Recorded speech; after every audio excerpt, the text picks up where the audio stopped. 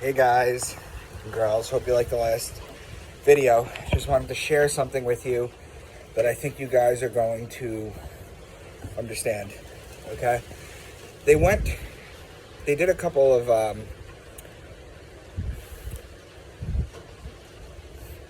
guess you could say polls or interviews at some Buddhist monk monasteries, okay?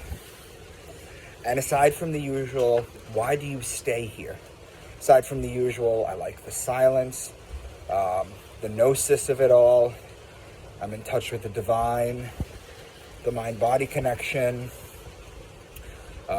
even brotherhood, okay? Those were some of them. There was more than 50% of them that answered, honestly, because it was anonymous. They said that the reason they stay there at the monastery is because they don't trust themselves to make wise decisions when they get out of it. Okay? So that's the majority of most people in the monastery. Okay? Now the same thing can be said with the religious. Okay? It's such a odd thing to me that the most fervent religious people were either raised directly in it so they can't think for themselves, or, and this is key, they led a bad, poorly made decision life, and they found this and they cling to it. Because religion has everything you ever want, you know? It has God telling you what to do. Now you could question why God wants you to do it, but at the end of the day, you better do it, and it keeps you in line. Okay, so it's always a constant source of amusement to me that people are born into a religion and they always seem to be born into the right religion. Okay, as if there was a right religion.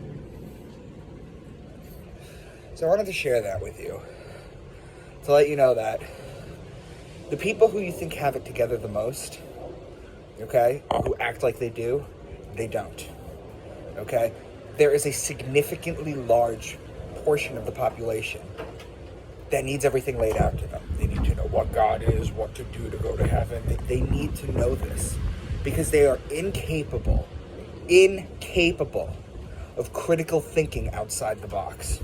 Okay, they just can't do it. Okay, so they have to be told what to do. Okay, and if you could put a for God spin on it, you know, it's all the best.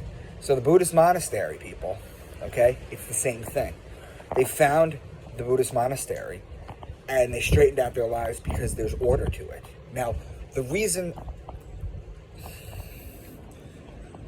what I always say is that things like depression and anxiety are filled with things like masturbation, drug use, alcohol, sex, whatever you have. These are fill-ins for a void that cannot be filled. And that void is not God, okay? It's not a God-shaped hole in your heart, okay? Because we are all God, okay? God is infinite. God is everything. There is nothing that exists outside of God, okay? So, just wanted to share that with you, that people always make the distinction. Well, without Judeo-Christian morals, how do you live a moral life? Because you have a moral compass. You are given to it. Do your parents tell you everything that you're supposed to not do?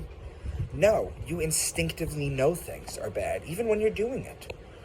Okay? So this is all about people trying to pick love and light over fear, to simplify it, basically. Okay? Because every single person has a yearning to know where they came from, where they're going, and what they're doing. And I always say the best thing to do to avoid depression and anxiety, okay, the best thing to do is to create, okay? Make art, write a book, do something, leave your mark. That's how you do it, okay? It gives you purpose and meaning, okay? So I just wanted to share those thoughts with you.